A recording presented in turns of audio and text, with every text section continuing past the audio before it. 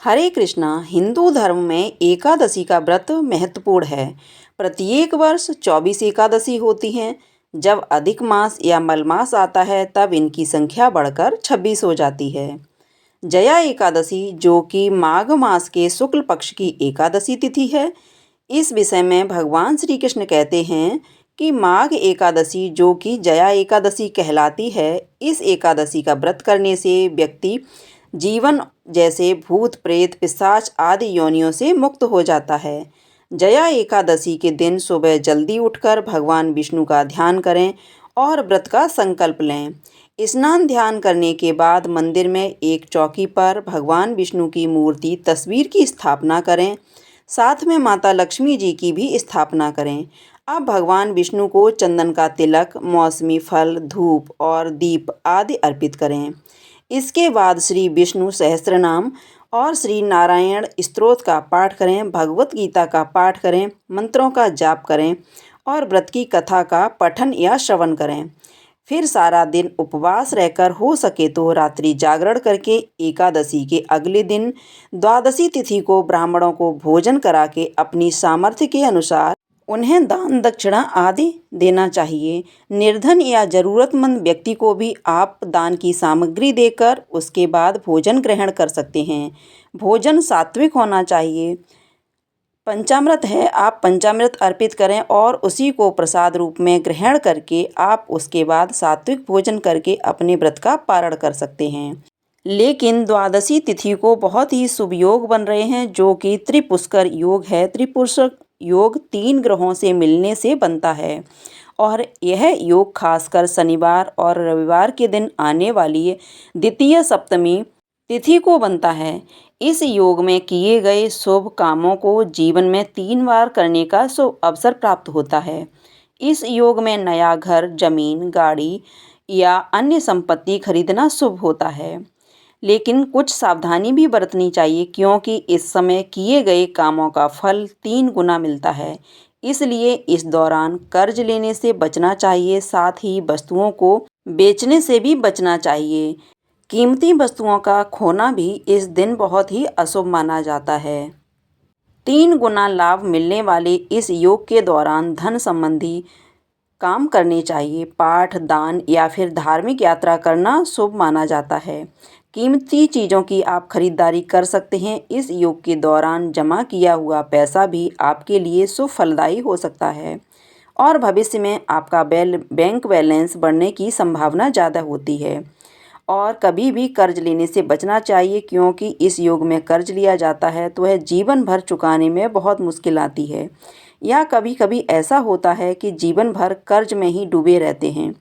और अगर इस योग में किसी को मन, वचन और कर्म से कोई दुख पहुंचाया जाए या कोई हानि पहुंचाई जाए तो उसका परिणाम भी स्वयं ही जीवन में 3 बार भोगने को मिलता है।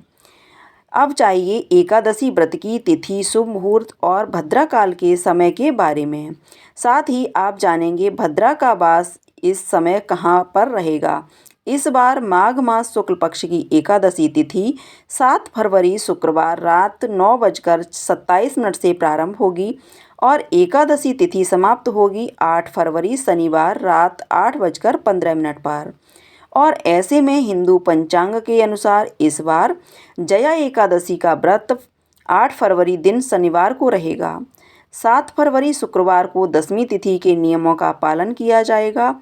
8 फरवरी को शनिवार को ब्रह्म मुहूर्त सुबह 5:30 से 6:18 तक रहेगा। सूर्योदय होगा सुबह 7:07 पर। सूर्यास्त होगा शाम 6:14 पर। प्रातःकाल पूजा का मुहूर्त रहेगा सुबह 5:45 से 7:05 तक। शाम की पूजा का मुहूर्त शाम 6:07 से 7:24 तक। राहु काल का समय सुबह 9 बजे से 10:30 तक रहेगा और भद्रा का समय सुबह 8:48 पर शुरू होगा, जो कि रात 8:15 तक रहेगा। इस बार लगभग पूरा दिन ही एकादशी व्रत में भद्रा रहने वाली है। 8 फरवरी शनिवार रात 8:16 से और द्वादशी तिथि समाप्त होगी 9 फरवरी रविवार शाम 7:25 पर। इस बार द्वादशी तिथि को बहुत ही शुभ योग बन रहे हैं। इस दिन सूर्योदय होगा सुबह 7:06 पर, सूर्यास्त होगा शाम 6:15 पर। ब्रह्म मुहूर्त सुबह 5:59 से 6:17 तक रहेगा। प्रातःकाल पूजा का मुहूर्त सुबह 5:46 से 7:04 तक रहेगा। अभिजीत मुहूर्त दोपहर 12 बजे से 13 तक और 12 बजे से 58 मिनट तक रहेगा। पुष्कर योग का शुभ योग इस बार शाम 5:53 से 7:25 तक रहेगा, जो कि अपने आप में बहुत ही दुर्लभ और शुभ योग है। अमृतकाल सुबह 7:58 से 9:34 तक रहेगा और राहु काल शाम 4:30 से 6 बजे तक रहेगा। एकादशी व्रत खोला जाएगा यानी व्रत का पारण किया जाएगा 9 फरवरी दिन रविवार को सुबह 7:07 से 8:55 के बीच में। हालांकि जो लोग किसी कारण से सुबह व्रत न खोल पाएं, वह दोपहर में 1 से 3 बजे के बीच में भी व्रत खोल सकते हैं, क्योंकि इस बार द्वादशी तिथि रविवार को सारा दिन रहने वाली है। इस बार भद्रा का वास स्वर्गलोक में रहेगा, इसलिए यह भद्रा पृथ्वी पर अशुभ नहीं रहेगी। इसलिए आपको भी इस बार भद्रा का विचार नहीं करना चाहिए। पूजा पाठ, दान हो या फिर व्रत खोलना हो या फिर कहीं जाना हो, आप अपने काम आसानी से संपन्न कर सकते हैं। यदि आज की वीडियो जानकारी अच्छी लगी हो तो वीडियो को लाइक करके इस दिन हमारे चैनल पर कथा भी जरूर सुनिएगा।